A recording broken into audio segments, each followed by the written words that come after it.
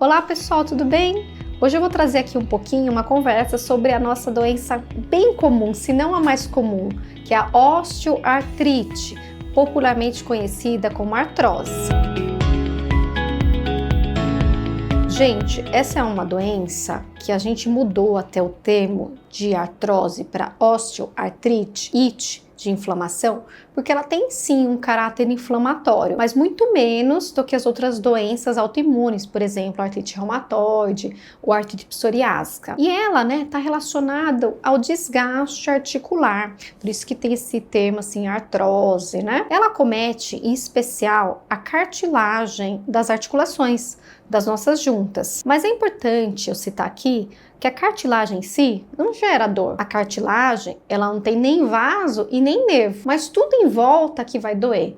Então a membraninha que envolve o osso, que é o periósteo, os ligamentos, os músculos. Então, veja, a gente quando tem esse diagnóstico da osteoartrose, da osteoartrite, a gente tem que entender, Primeiro, se é mesmo isso, diferenciar das outras doenças inflamatórias, autoimunes, e se realmente for, a gente entender qual é o mecanismo de dor que está lá. Muitas vezes, os pacientes já têm dor crônica a longo prazo, então pode ter desarranjos posturais, posturas antálgicas, ou seja, procurar uma postura que melhora a dor. Então tem que avaliar o paciente como um todo. Então a gente geralmente, tem os sinais e sintomas, tem a história desse paciente e a gente vai fazer uma avaliação também radiográfica. Então muitas vezes a gente faz raio-x, ou tomografia ou ressonância para entender o grau dessa artrose. Mas é importante também eu citar aqui que nem sempre o que a gente vê no raio-x corresponde à dor, à magnitude da dor.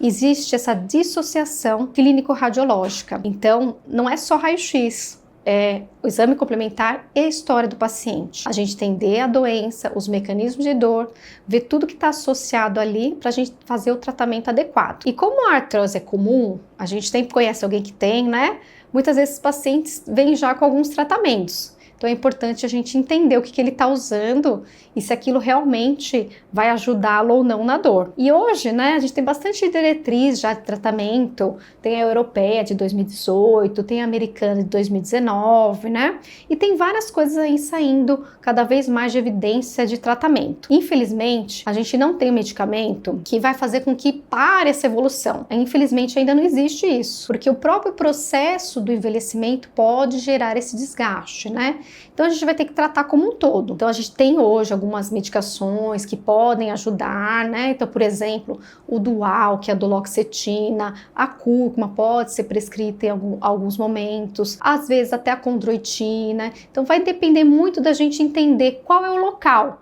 É uma artrose de mãos? É uma artrose de quadril, de joelho? O que está acontecendo? Às vezes a gente vai usar mecanismos outros, por exemplo, fortalecimento, fisioterapia, o uso de uma órtese, de uma bengala. Então tem que avaliar, porque ela é muito importante, a artrose, desde o grau que ela tem, da articulação que está sendo acometida. Então a gente vai ter que avaliar eixo de movimento, vai ter que fazer a reabilitação, propor o tratamento adequado. Então, veja, é uma doença que tem muitos caracteres, Então, sempre que você vai ao reumato, e geralmente esse paciente já está no ortopedista, a gente vai entender tudo sobre ela para propor um tratamento adequado. Muitas vezes a gente vai precisar de remédios, seja eles alopáticos ou até um pouquinho aí de medicina aí natural, que já tem algumas coisas que têm evidência. A fisioterapia ou a reabilitação física mesmo, o exercício físico. E aí a gente às vezes precisa até de órtese, por exemplo, A risartrose da mão tem muito auxílio na órtese ou até de joelho,